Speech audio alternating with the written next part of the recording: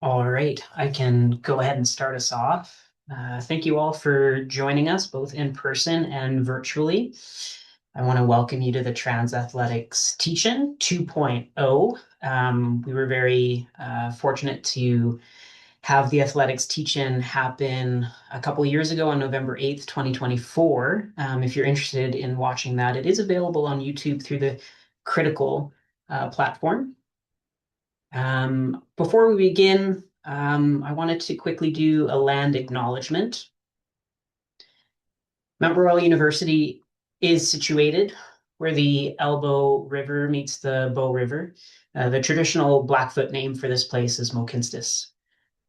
This land is the traditional territory of the Niitsitapi, also known as the Blackfoot Confederacy, which includes the Siksina, the Piikani, and also the Kainai nations. It is also the traditional territories of the Îyârhe Nakoda nations, including the Bearspaw, Chiniki, and the Weasley First Nations. We are also on the Tsuut'ina Nations.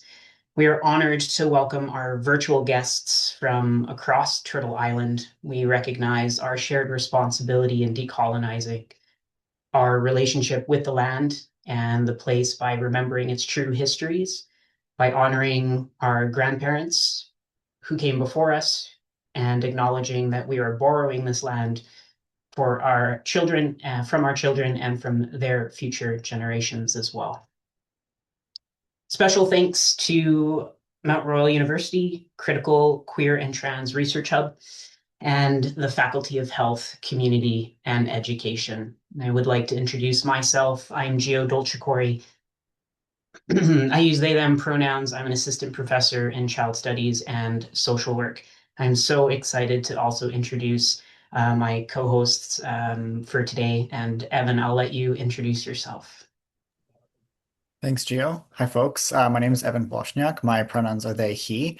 I am an independent scholar as well as an equity, diversity, and inclusion practitioner, and I live, work, and play on Treaty 7 territory. From a personal perspective, I'm also a white transmasculine person who is also able-bodied and neurodivergent. I grew up playing sports, which is largely why I'm so invested in sports in general, but also trans inclusion in sport. Um, but beyond growing up playing sports, my educational background is in sport as well. Specifically for my master's degree, my thesis was focused on trans inclusion in sport. And then after graduating from my master's from graduate school, I ended up going and working in the field of equity, diversity, and inclusion. And for the past several years, I worked with both national and provincial sport organizations on equity work more broadly, but also on trans inclusion specifically around education and writing policies as well. And I'll pass it over to Celeste. Thank you. I successfully unmuted myself and shared the screen, so this is off to a great start. My name is Celeste Pang. I use they, she pronouns, and I'm an assistant professor in women's and gender studies here at Mount Royal University. I'll hand it back to Gio. I will also successfully unmute myself and continue. Quick overview of what we have going on today. We are going to talk about the anti-trans disclosure. We are going to talk about the Alberta contexts and the fairness and safety in sport, also known as Bill 29. We're also going to share preliminary findings from our research. I'm very excited to go over our research with you and to have further conversations about what we've uncovered by speaking to transgender diverse athletes and their caregivers. We'll end our session today with Q&A. So if you do have questions, please have time at the end. We'll have time at the end to go over all of your questions. I will now pass over to Evan to go over our anti-trans disclosure. Thanks, Gio. So to sort of give you folks a bit of a stage setting or setting the stage, we wanted to first talk about what has been going on in terms of anti-trans discourse, what is going on broadly, and then we'll narrow it down a little bit more into sport. So, as many of you are likely aware, in recent years, there's been an international shift toward banning transgender athletes and primarily trans women from participating in the sporting category or team that aligns with their gender identity. And so, from international and national sporting federations to governments, we're seeing countless anti-trans policies and legislation trying to make it harder and harder for trans people to compete or participate. And so a lot of these anti-trans policies and anti-trans legislation, they include caveats that particularly trans women have to meet in order to be able to participate. So a few examples of some of these eligibility requirements that folk have to meet include blanket bans on trans women and girls from competing in the women or girls category. Hormone requirements. These are primarily hormone requirements that, again, trans women and girls have to meet in order to be able to participate in the women or girls category. And a lot of these hormone requirements center around testosterone specifically. We're also actually starting to see, particularly in the US, some policies that are trying to mandate genital inspections for young girls. And yes, this also includes cisgender girls as well. And then one of the last pieces that we're seeing in some of these policies, but this is coming up a lot less, but I still think it's important to note, is that sometimes trans men have to provide medical documentation from a physician demonstrating that they are quote unquote strong enough to compete against cisgender men and that they recognize the risks of being a trans man competing against a cisgender men. So a lot of the rationale around this anti-trans discourse is based around conversations and topics around safety, fairness, protecting women and girls. But ultimately, these conversations and this rationale are based in stereotypes around what and who women and girls should be and what they should look like. But also, when it comes to this rationale, it's a lot of it, the conversation around like safety, fairness, protection. It really, at the root of it is this concept of fear. And I do want to talk about fear for a moment here. So when all the time through the media, because we're seeing this anti-trans discourse almost constantly these days, when we hear all these scary things about this group of people who many individuals likely have not had personal experiences with, it's easy to start to form a negative image or perception of that group. And so this generation of fear about trans women in particular is then used by politicians, lawmakers, and organizations to take away their rights by using the justification that they are preventing harm to others. In other words, preventing harm from happening to cisgender girls and women by transgender girls and women. And so we're living in very challenging and tumultuous times. For example, the cost of living has been rapidly increasing. Rent and home prices are ridiculous. Food prices are absolutely obscene. Mass layoffs are happening in the workforce, and many people are waiting a very long time to access healthcare. And so a lot of people are experiencing a sense of instability, and it makes a lot of sense as to why people are feeling that way. Capitalism, climate change, and many other factors are making life harder. People are living with a sense of fear. And so anti-trans discourses and talking about quote unquote gender ideology appeals to these anxiety fears that we all have, but they also work to strengthen them. And so when we're hearing and seeing all this frequent negative commentary about particularly trans women athletes, trans people in general, being a safety risk or pretending to be another gender that they were not assigned at birth, it gives people a way to blame trans folks for their felt sense of insecurity and fear. It's really easy for us to be afraid of things that we don't understand or we don't have experience with.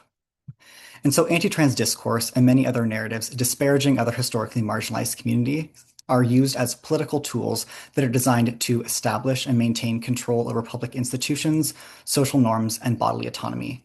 It's essentially about maintaining power and controlling individuals. And so, in terms of this concept of fear, I just gave a very brief overview, but I do think this is something that's important for us to learn about because it's not just applying to anti-trans discourse. So, if you really would like to learn more, I'd highly recommend Judith Butler's book, Who's Afraid of Gender? The next piece that I want to address is that anti-trans discourse as it relates to sport is a completely asymmetrical argument. The vast majority of the conversations are centered around trans women and girls, and there's really almost no discussion or discourse about trans men and boys. And so ultimately, the argument in sport when it comes to trans folks participating is not about maintaining fairness. It's actually about who we are comfortable with including and who we are not. There is simply not enough biological and physiological research on trans athletes. And so, because of this, because of a small body of evidence, these quote unquote just in case arguments are being made. But you can't simply use just in case arguments to justify excluding an entire group of people. However, this is something that the UCP is doing. Gio, you can go to the next slide, please. So now I'm going to talk a little bit about Bill 29, also known as the Fairness and Safety in Sport Act. We want to start off with giving you folks a little bit of a timeline, which many of you likely may be aware of. So, the Fairness and Safety in Sport Act was first introduced by the UCP on October 31st, 2024. It then passed after three readings on December 3rd, 2024, and it was finally implemented on September 1st, 2025. However, as many of you are likely aware, there's been ongoing legal challenges to the not only Bill 29, but also Bills 26 and 27 because they are quite harmful and very discriminatory towards trans folks.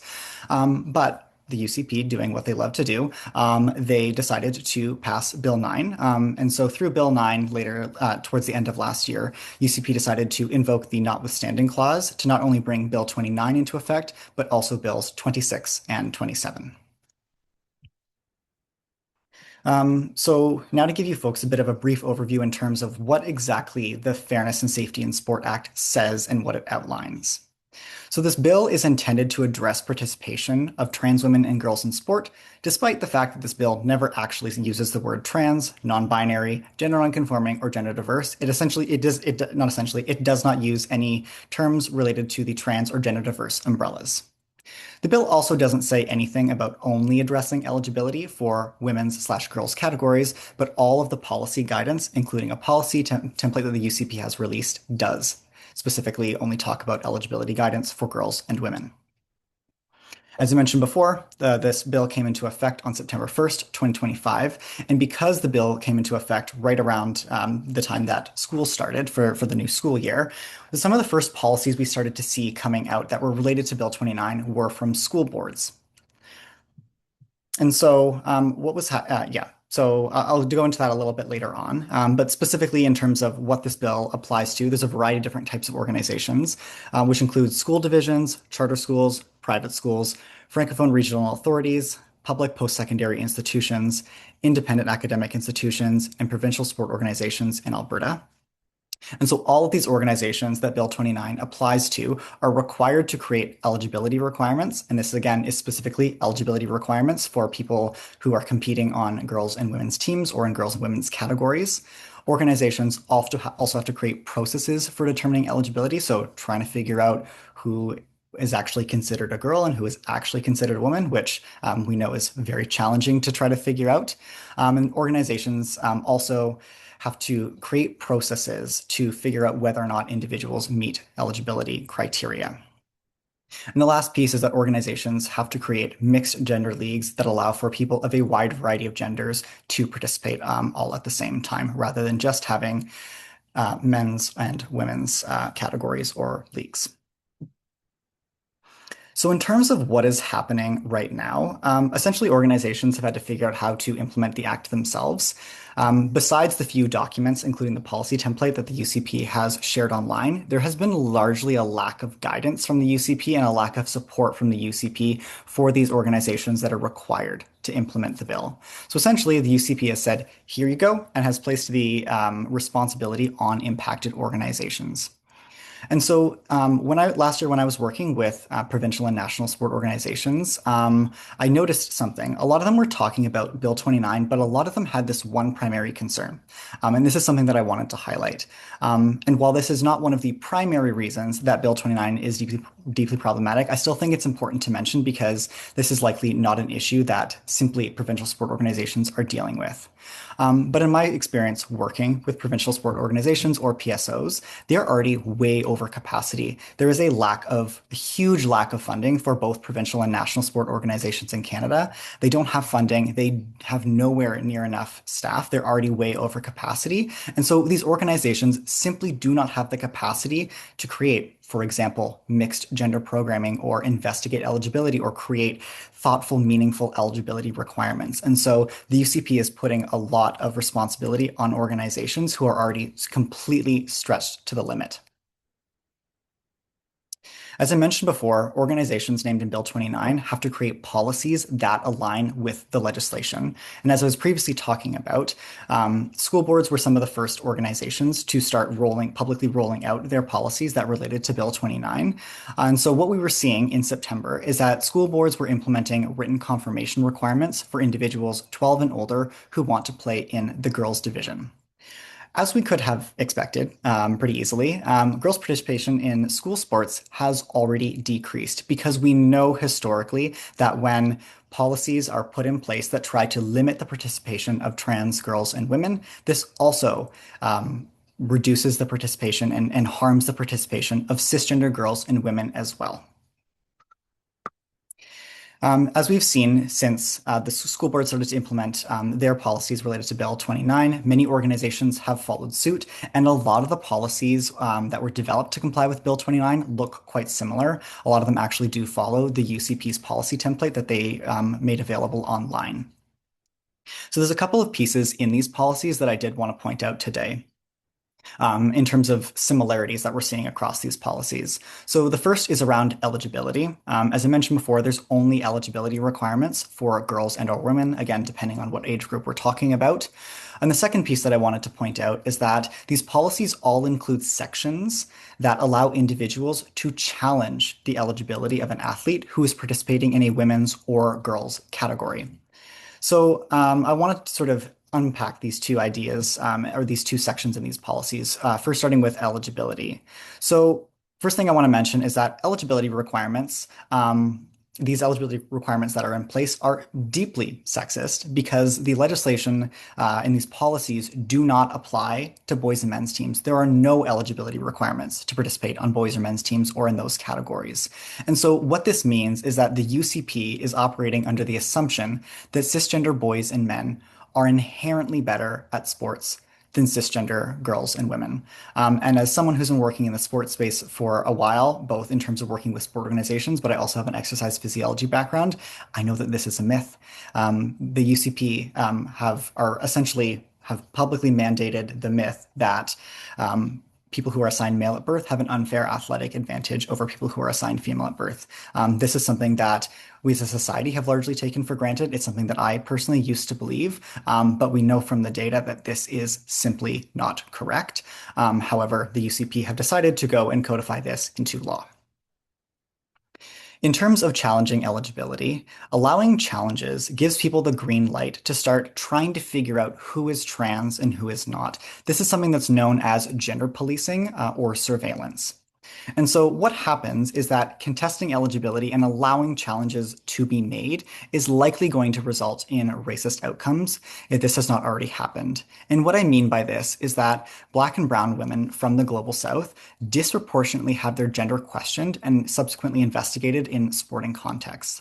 Anti-trans policies ultimately hurt all girls and women because they reduce them to narrow misogynistic stereotypes of what it means to be a girl or what it means to be a woman.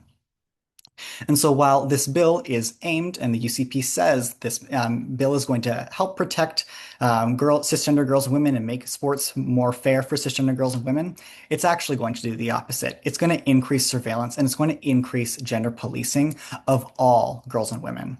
And so women and girls who don't fit into the narrow stereotype of womanhood or girlhood are more likely to have their eligibility challenged. So it's simply not just going to be trans girls and women who will be harmed.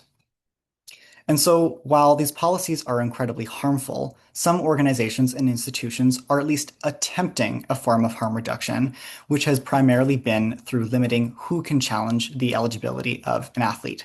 So if we look at these two policy examples here on the screen, I want to do a little bit of a compare and contrast. So on the left-hand side of the screen, you will see an excerpt from Mount Royal University's Fairness and Safety in Sport Policy and Procedure. And then the one on the right side of the screen is Athletic Alberta's Fairness and Safety in Sport Policy. So first, I want to talk about MRU's policy here. So MRU's policy states that a challenge in relation to athlete eligibility may only be submitted by an athlete from the same amateur competitive sports team as the person, as the athlete whose eligibility is being challenged. The director of Cougars Athletics and Recreation can challenge an athlete's eligibility, and then the last person that can do so is the associate director of varsity. On the other hand, when we look at this this section of the policy from Athletics Alberta, what we see is that an athlete can challenge any other athlete's eligibility. A parent or guardian of an athlete can challenge an athlete's eligibility. Club administrators, team managers of the athlete, coaches of the athlete, and so. One thing that MRU has done, and I will say this is a good thing MRU has done, but the rest of the policy is not super perfect, as is Bill 29, not in any way, is that MRU has at the very least practiced a form of harm reduction in which they have narrowed the scope and narrowed the number of people that can submit an eligibility challenge. Because fewer eligibilities on who can formally submit a challenge of an athlete's gender, the greater the opportunity there is for maliciously intended complaints and simply greater opportunity for athletes and sport participants to be harmed. And so in this regard, MRU has done some great work here in terms of narrowing that scope, whereas Athletics Alberta, I would say, has been a little bit more careless, maybe a little bit less thoughtful, and they have allowed a much broader group of people to challenge an athlete's eligibility. So that's just one piece that I wanted to highlight, but I will pass it back over to Celeste and Gio to start talking about some of our research. Thank you, Evan. Much appreciated. I'm going to take us through the preliminary findings, impacts on trans and gender diverse athletes. I'm going to talk a little bit about our research. So far, the research that we've done has included one-on-one interviews that we've done virtually. We've interviewed roughly 18 athletes and one caregiver. We've interviewed trans women, trans men, non-binary individuals, gender fluid individuals, and folks who are questioning their gender. We have interviewed folks that are 16 and as young as 60 and in their 60s. We've interviewed folks who mostly identify as white or Caucasian, but we've also interviewed those who are Brazilian, Black, and Asian. Predominantly, our folks have been in the Calgary and Edmonton region. However, there were several rural individuals as well. Most of the sports are completely diverse, but to give you a rough understanding, we've had soccer players, competitive rowers, competitive powerlifters, rock climbers, roller derby, dodgeball, baseball, football, figure skating, golf, and badminton. Our research has been funded by the Mount Royal University Internal Research Grant. We are continuing to do interviews, so our research is ongoing. This is our poster seeking Alberta-based research participants. We will continue to interview those as the days go on. Our preliminary findings, to begin with, one, and again, I'm just saying very preliminary, but one of the themes that we've uncovered so far was the benefit of sport, which I personally think is one of the most important things to talk about. When we interviewed our athletes, the takeaway that we got was that sport was a huge benefit for their mental health, physical health, for a sense of belonging. We do want to share a couple quotes from our research. One non-binary athlete said that the sport that they play is their whole life. These are my best friends. They're my closest friends. They're there when I came out, and they were probably the first people I came out to. A caregiver of a trans athlete said most of the team has been together for many years. They see each other 4 times, 5 times a week, and they really love their sport. These are kids who love to have fun, but they love to work hard and compete. They're like this big group of kids. They like to hang out on weekends. I think it provides a big sense of community and love. Another theme of our research is navigating sports and recreational environments. A couple of the participants that we'll share from you, another non-binary athlete said, I'm a lot less likely to come out to a group of people, even share my pronouns when I don't know them that well. I kind of pick my battles, right? So this is another trans man athlete said, there's this ongoing tension also On the positive side, I've had teammates who respect my name, my pronouns, and treat me like every other player because I'm good at what I do. And they make a big difference and help me feel more grounded and focused on my game instead of my identity. But there's always an extra layer of awareness. I am more conscious of how I am perceived, especially in male spaces. Sometimes I feel pressure to prove that I belong, yeah? Even sometimes I get teased by opposition and teammates just to mess with my head and all. Continuing on with navigating sports and recreation, finding affirmations through co-ed and mixed teams was a big topic that we've heard, and the impacts of allyship. A trans man athlete said, for their sport team, I choose a partner who knew we're not going to do girls doubles. We're doing mixed doubles, and that's the only way I play. My athletic director will sign me up for mixed events. He'll sign me up for whatever I tell him to sign me up for. A trans woman athlete said, if you are ever actually playing sports, 99% of the time, it's just because you want a hobby. It's just because you want something to go and do and something to go and play and some place to go and meet people. Another finding was the impact of increasing anti-trans ideologies and Bill 29. We uncovered a lot of transphobia that many of our participants disclosed. Another non-binary athlete said, at the end of the day, the basic people that make up the private sporting club and the people who make up the decision makers. So the board of directors, the coaches, whatever are often affluent cis white people. And I feel like maybe before they would keep their opinion to themselves, I find especially when I'm in the room, people watch what they say and kind of tiptoe around the topic a little bit. But people are a lot more embodied to speak up. I had one person in position of power just straight up be like, I think we should discuss at the board level banning trans people from competing in the sport club. And I was like, wow. Other impacts of increasing trans ideologies was an increase to speculation, self-surveillance, and decreased sense of safety and joy. A trans man athlete said, since the law was introduced, sports actually feel less relaxed and more tense. I'm more aware of how people see me, and it really feels like my place in sports is more fragile than has been before. It makes me feel really anxious and really less secure, and it actually creates a sense of me being watched. I feel I am being watched. I feel I am being questioned, even if it's not directly rather than fully accepted. Trust me when I say that it can be a really emotional journey, and it takes away from the joy and freedom I used to have in school.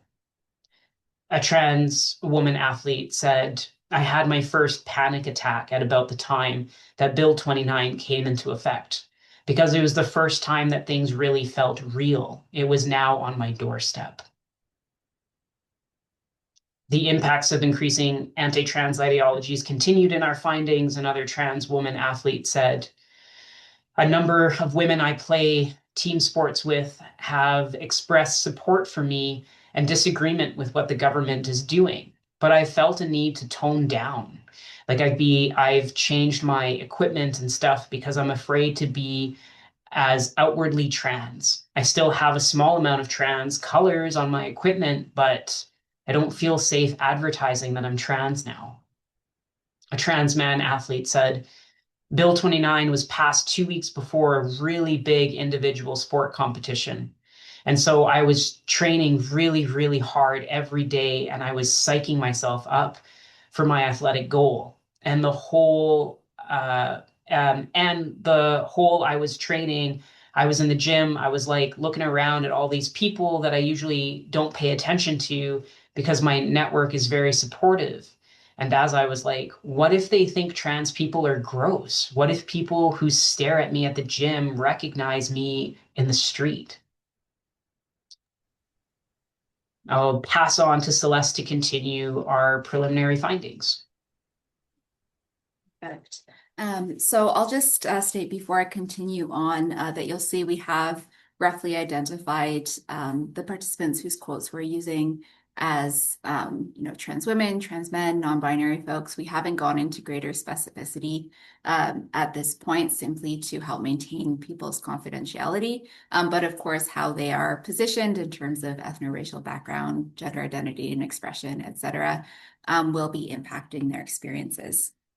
So that being said, one thing that participants noted specifically after the onset of Bill 29, which is when we have conducted these interviews specifically to understand the real world, real-time impacts of this type of anti-trans legislation, has been the burden of explaining. So as we know, often people from marginalized groups are, being tasked with that work of explaining ourselves.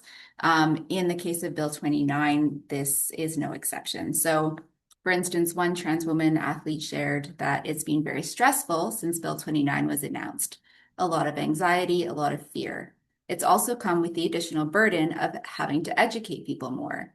I have to take on additional burden of being an educator within my own community about how this impacts, well, me specifically. And then just this constant fear of like, will I not just be allowed to play my sport at all? So we heard from people who, expressed they felt it was their place, that they could do something helpful by helping to explain Bill 29 and their experience, but with that comes an emotional toll. We also heard from numerous participants who, leading up to Bill 29 and after its implementation, self-selected out of sport. So, for example, one trans woman athlete shared, the bill and its proponents and all the bullshit surrounding it is one of the reasons that I'm not out doing sport. So people just stopping participating in something that was really beneficial and life-affirming for them. Another trans woman athlete shared that I've gone from being interested in sanctioned competition to restricting myself to intra-club leagues and practice. I'm not competing in sanctioned competition. It's infuriating because I'm actually finally comfortable in my body and have supportive coaches and supportive teammates. And I'm finally in a place after years of transition where I could comfortably do it, and I can't. So this person speaking to actually being in a fairly safe and affirming environment, but specifically because of the Bill 29 legislation, self-selecting out of competition. Just going to share two more quotes on this front because I think it is a really striking finding that people are simply no longer doing the sports that they love. So one trans woman athlete speaking more to recreational sports shared that they've been seeing less trans people show up since Bill 29 was announced. She said, so typically in different leagues or different drop-ins, I would see, 1, 2, 3 trans people show up and try out and play and that sort of thing, especially if something was a queer night. That very much stopped. I haven't seen anyone that I could outwardly identify or engage with as trans, or who will come and engage with me as trans. So also striking here that this is including on queer specific sporting nights or times. Another participant shared, I was offered an interview for a coach of a sport, but it didn't work out. It's really hard to support a system that won't allow me to participate fully. I can train, I can compete, but I can't compete in any kind of meaningful way. It's humbling and humiliating. I'll note on this front that as part of the research, we're also committed to interviewing people who are working within sporting and educational institutions from a trans-allied perspective. To date, perhaps unsurprisingly, we have not interviewed anyone who works in such organizations, but if you are on the webinar and are interested in this, part of our aim on that front is to understand how do people who are working within an organizational context, how are they negotiating Bill 29? What kind of everyday acts of resistance might they be engaging in, and what do they think about the impact of the Fairness and Safety in Sport Act? Coming to a close here, we also heard about the impacts of youth participation in sport. So as noted, we are conducting interviews with folks who are over 16 years of age, and then also parents or caregivers of folks who may be 15 years of age or below. One trans woman athlete shared in relation to her teenage boys, I need to facilitate their, so cisgender teenage boys, experiences, except I also need to support their morals. I can't make you not play. I don't want to make you not play. As a parent, am I supporting his decision not to play due to transphobic exclusion of his mom? Or am I supporting a lifetime of inclusion and all the stuff that comes with sport to swallow all of my pride and swallow my morals and tell them to play? I just don't know what to do.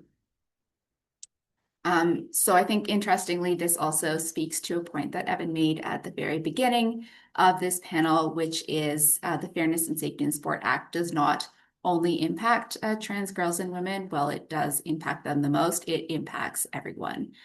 So, you know, there has been kind of documentation in our news media about the drop in enrollment in girls' sports. Here, this participant is also identifying the impact for cisgender teenage boys. Which isn't often talked about. And finally, one caregiver of a trans athlete also talked to the sense about not knowing exactly what to do. So they shared, how do you as a parent navigate having hard conversations and preparing your kids, but then also not totally ruining them? It's not a balance I'm saying that I'm confidently striking, but I don't want to be causing undue anxiety. I think for all of us, we're fumbling our way through. And I don't know the answer, and it's really dependent on who your kid is. But yeah, we're having these conversations when we need to, but also most days, I think my kid just wants to be a kid and not think about the fact that the world hates them and that their identity has been legislated and that this government doesn't think they should exist.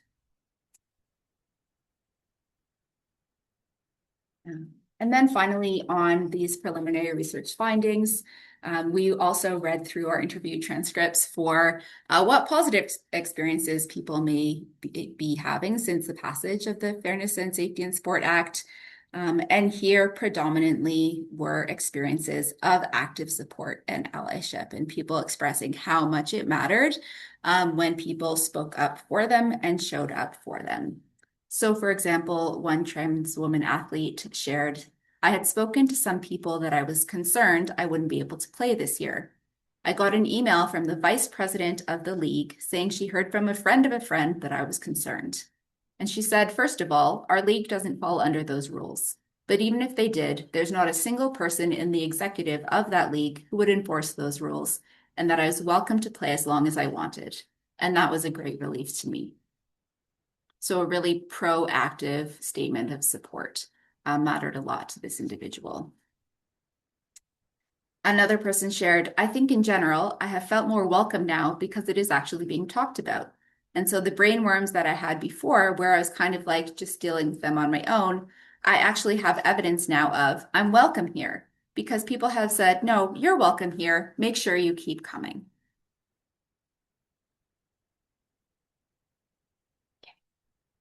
So what's next? This gets into some recommendations about what you may be able to do to support, as well as our Q&A period following that. So while I go over some of these recommendations, I encourage folks who are online to pop their questions in the Q&A function at the bottom of the screen, and we will be able to address some of those. And people who are in the room, Marty will also ensure that you are able to ask some questions after the online folks. So this is not just about sport, right? Bill 29 was passed as part of a suite of anti-trans bills, as Evan gestured towards kind of within this environment of fear, really targeting a specific, group of us. It also follows an international trend. So this is happening not only in Canada, but in the US and around the world, where trans women are being banned or restricted from competing in the women's category. This includes motions by organizations such as Rugby Canada, World Athletics, and World Aquatics. The Olympic Committee is also looking into the quote unquote question of trans women's participation in sport. So we are really seeing an anti-trans uptick and increasing in gender policing more broadly. And if we kind of look at how this played out historically, This has resulted predominantly in the targeting of racialized trans women. So this is not just about sports. It's not just about sports in Alberta, but it is about this further erosion of trans rights and targeting of multiply marginalized groups in this province. I'll also note, especially youth. So what can you do? There are a number of things that you can do. If you are part of a sporting organization, we gave some examples about the interpretation of the Fairness and Safety in Sport Act. So you can refuse to enact transphobic policies. You can also do your best to interpret them in the most narrow way possible. People with positions of power in sports organizations can work to educate members about trans inclusion in athletics and the impact of anti-trans policies. So do not leave this on your trans colleagues to do. This is something that you can also do. Sharing messages of support directly with trans and gender diverse athletes can mean a lot. Often we hear from fellow community members. It means a lot to hear something from a colleague or from a coach, or again, from someone with decision-making power. In terms of advocacy, if you're part of a sporting organization, you can advocate to your provincial or national sport organization to take a public position on trans inclusion. So one notable example here is Skate Canada's public stance, which they made in late 2025, in which they stated, following a careful assessment of Alberta's Fairness and Safety in Sport Act, Skate Canada has determined that we are unable to host events in the province while maintaining our national standards for safe and inclusive sport. So this is one of the strongest statements that's come out of a sporting organization, taking a very direct stand.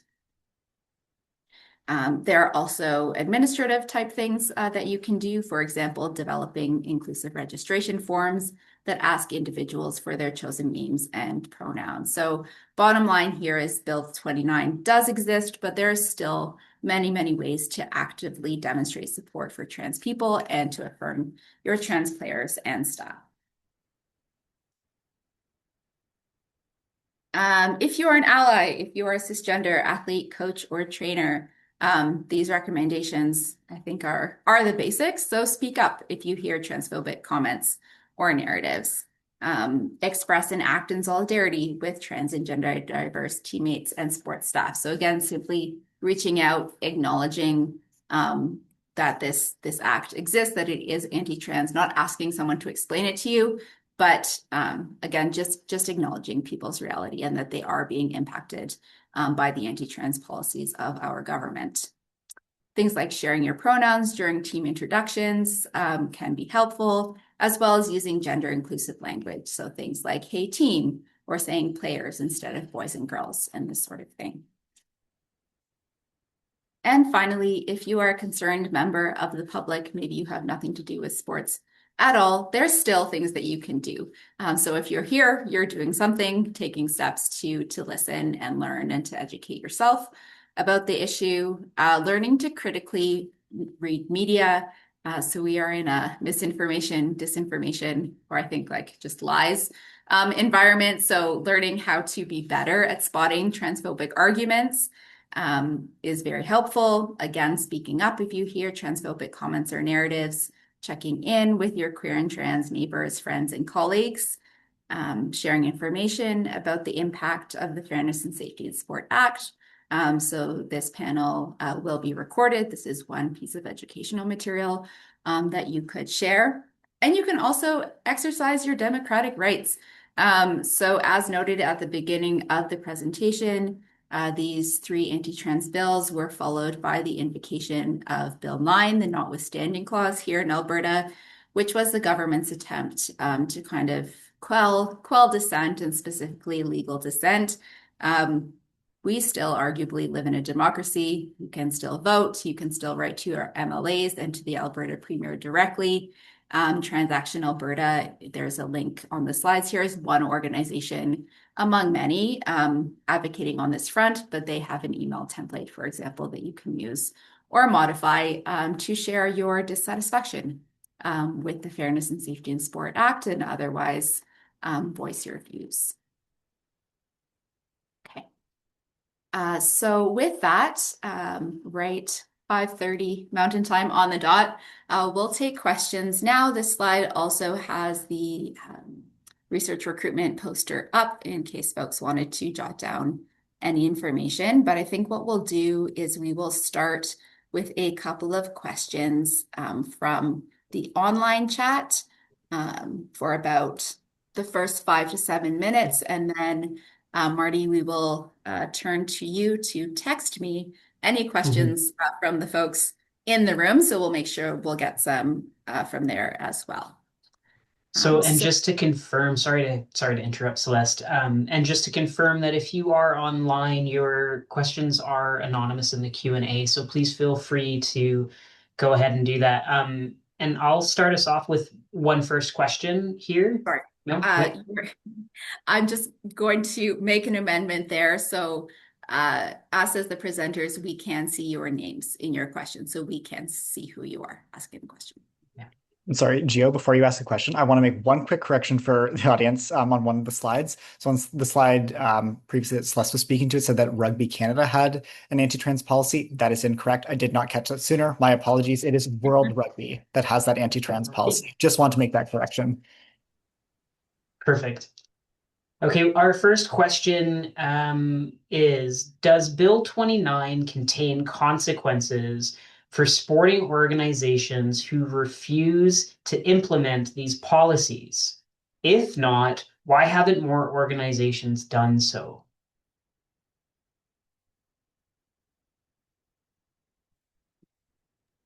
Evan, So do you want to take that one? So yeah, I will say to my knowledge, there's nothing specifically in Bill 29 about the exact repercussions that organizations will face if they don't comply. And on the piece about why more organizations have not taken a public stance trying to say, no, Bill 29 is very harmful, we're not going to implement it, is in my experience working with sport organizations, a lot of them simply don't have the knowledge. They do not know what to do. There's likely no trans people working in their organization, or folks just really have no knowledge on trans inclusion in sport. And so the easiest thing for them to do is oftentimes to comply with legislation that's put in front of them. As I talked about before, a lot of provincial sport organizations in particular, they're at a huge lack of capacity. They don't have funding, they don't have enough staff. And so essentially a lot of organizations very likely, and in my opinion, are probably taking the easiest road. They're just going online. They're taking that policy template that the UCP created, and they're just sort of plugging in the required pieces. And that essentially is the most minimal amount of work.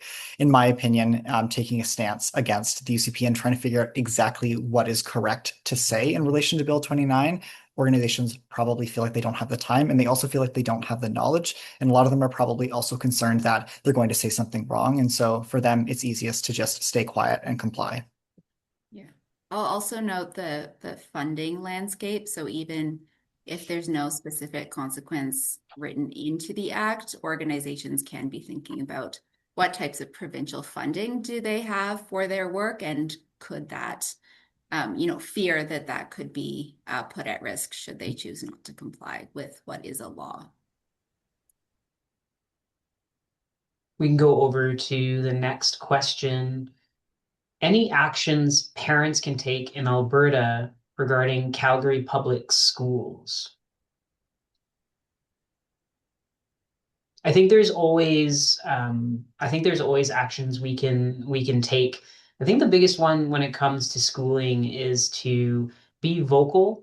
The more vocal you are to school reps about your discomfort with them following the bill, your hesitation with them following the bill, it gives the school leeway to speak out, because right now schools are having to comply.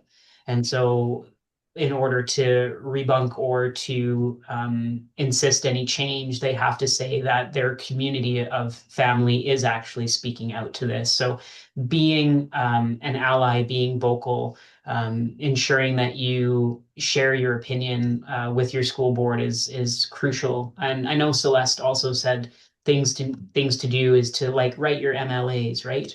Again, being vocal, ensuring that you're speaking out and sharing your opinion about the bill and its harm is extremely crucial right now. Evan, did you want to add something? Yeah, I think particularly if you're the parent or guardian of a cisgender kid or kids, talk to them about what's going on, so that kids then have the knowledge and the understanding to speak up when they do witness transphobia at school, whether it be in sport or in other areas when they're at school. So I think engaging your kids in obviously age appropriate conversation and giving them the tools and the knowledge to take action as well. One of our other questions is, do you have more examples of where policy has been made more specific in sports in order to reduce harm? Specifically noting, Evan, that you discussed harm reduction in policy. So is this in relation to Bill 29 specifically, or just sport policy broadly? I think looking at policy through a harm reduction lens, do you Hmm. have more examples of where policy has been made more specific in sports in order to reduce harm? So in relation to Bill 29, from what I have seen so far, it really has just been in terms of the scope in which the scope of which individuals are able to challenge an athlete's eligibility. So that's what I've seen in relation to Bill 29, in terms of a place of coming from a place of harm reduction. But in terms of my experience working in sport with sport policies more broadly, we obviously know that sport is based around the gender binary. Oftentimes, there's only men's and women's teams available, or girls and boys, again, depending on the age group. And so, one very progressive thing that I've seen some organizations do, and this is something that we've been seeing a little bit more in individual sports like triathlons and cycling, sports like that, is that either a third gender category of non-binary has been created, or the category of men has been kind of eliminated entirely, and it's just become one open category. So that has been one way that I've seen, not a lot, but some sport organizations take a bit of a harm reductionist stance and recognize that there are not only two genders, that gender diversity does exist. And so they have that open category where anyone of any gender can participate, but then they have a women, girls, and gender diverse category. Sort of depends on the organization in terms of that name. And they still maintain that category, and rather than having one big category, because a lot of these organizations also are recognizing that girls, women, and gender diverse folks, including trans folks, oftentimes experience a lot of barriers when participating in sport, and so they're still trying to maintain those safer spaces for them.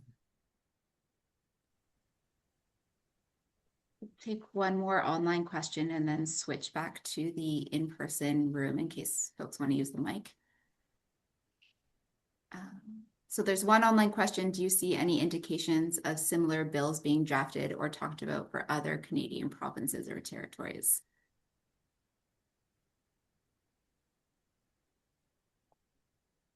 I think right now, oh, go ahead, Celeste.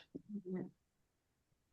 I was going to say right now, Alberta and Saskatchewan are unfortunately kind of leading the way with anti-trans policies, but there are several indicators that BC is not too far behind. Evan, I don't know if you want to also speak to these policies being across Canada. So what we know for now is that Alberta, Saskatchewan, and I believe it is New Brunswick. They're the three leading provinces when it comes to anti-trans policies. We know that Alberta is the first policy to implement an anti-trans sport policy specifically. So while I don't specifically know what other provinces are talking about, no other anti-trans sport bills have been introduced in any other provinces yet. However, there is obviously a possibility that this might happen. We're seeing anti-trans discourse in sport really, really seriously increase in the States right now. This is something we've been seeing a lot over the past year. This is obviously something that is coming to Canada, and Alberta has unfortunately been the first province to introduce it. And so I think that Alberta has set precedent for other provinces and territories possibly bringing forward other types of anti-trans legislation as well. And that's why we need to speak up so that hopefully other provinces don't do this. So yeah, if you are in Alberta, write your MLA, write to the premier. Also, if you have family members or friends or other loved ones in other provinces, talk to them about what's going on in case this starts happening here, because we all need to be really vocal. We need to be vocal advocates against anti-trans policies because, as we've all talked about earlier on, these policies do not just harm trans folks, they also harm cisgender folks. So really just everyone is harmed by them and they don't serve anyone's best interests.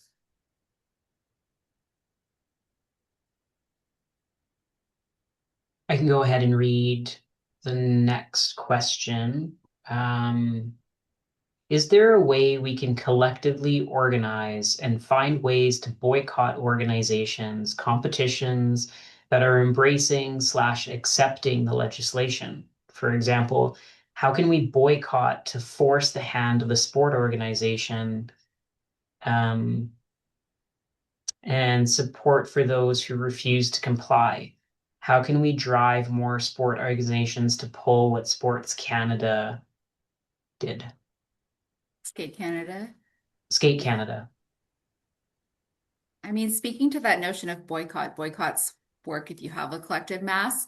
So I think the question points out getting that collective mass is the challenge there. But certainly, right, if everyone stopped enrolling their kids in sport, it could have an impact, right? However, as one of the parents that we spoke to shared, what's the gamble there, right? Asking your child not to participate in a sport if there's not that collective action, they're just the ones who are missing out.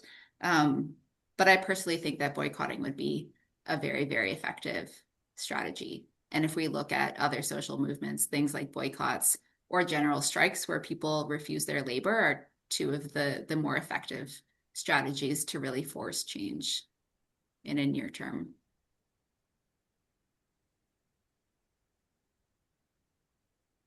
Another question we have is, what can we actually do? Not talking to representatives who don't care about our opinions. I think sometimes it can feel really daunting and annoying, and I'm sure a list of other emotions. Having to speak to politicians or organizers or people who are just following the rule of Bill 29 and other bills and policies that affect the inclusivity of all athletes. I think that it can be quite daunting, but it's still necessary. When I read that question, the first thing that actually came to my mind is if it's daunting and annoying to speak to people who don't care about our opinions, speak to the athletes and speak to the community. I think right now there is a large social and cultural rhetoric attacking trans individuals and speaking directly to the trans community and embracing messages of love, hope, and respect is really crucial at this time, right? Reminding the community that we do support them and that we do want to see them play sports, but we also want to see them have equity in our healthcare system and in our education system as well. I don't know if Evan or Celeste, you want to add anything to that? I think just with that, keep writing to your MLA.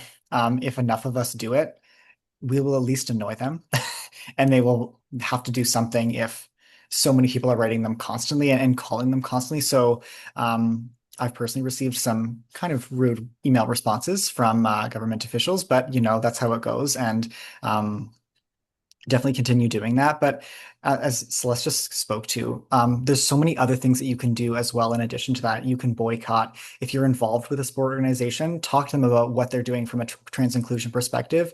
Explore if they can do better. Talk to trans folks. Talk to gender diverse folks. There's so many different things that we can do while this bill is still in effect. I'll ask one more question from the in-person room, and then we'll wrap things up in the next minute or so. For those who are in person, Joe and I will also wander over right after. So if you want to stick around and have a bit of a conversation, we'll be there till about 6. But for our last question, did the government seek public input into these policies before putting them into legislation? Evan smile, Geo smile. So what I will say is I can speak more specifically to Bill 29. Folks were consulted. Um, I did my master's at the University of Calgary. I am very connected to and aware of a lot of people who are in the area in relation to trans inclusion sport. It's more like broadly the term is critical sports studies. I know a lot of folks in the province who would be subject matter experts in this area, or at least very, very well acquainted with this area. Those folks were not consulted. So people who have truly been working in this area, both from like a quantitative, more physiological perspective in terms of doing research around trans athletes, and then also those who are more in the sociocultural realm doing research with trans athletes. Those folks were not consulted, and so that's all that I will say with that. I don't know if Gio or Celeste, you want to add anything? I will just say that selective hearing gets you what you want to hear, I suppose. And with that, we will wrap up. Thanks everyone for joining. The recording of this will be made available. So if you follow Critical, QRITICAL on Instagram or the website, it will be posted. I will also email this out to everyone who registered so you can get it directly. But thanks for taking the time, everyone. Thanks, everyone. We appreciate you being here.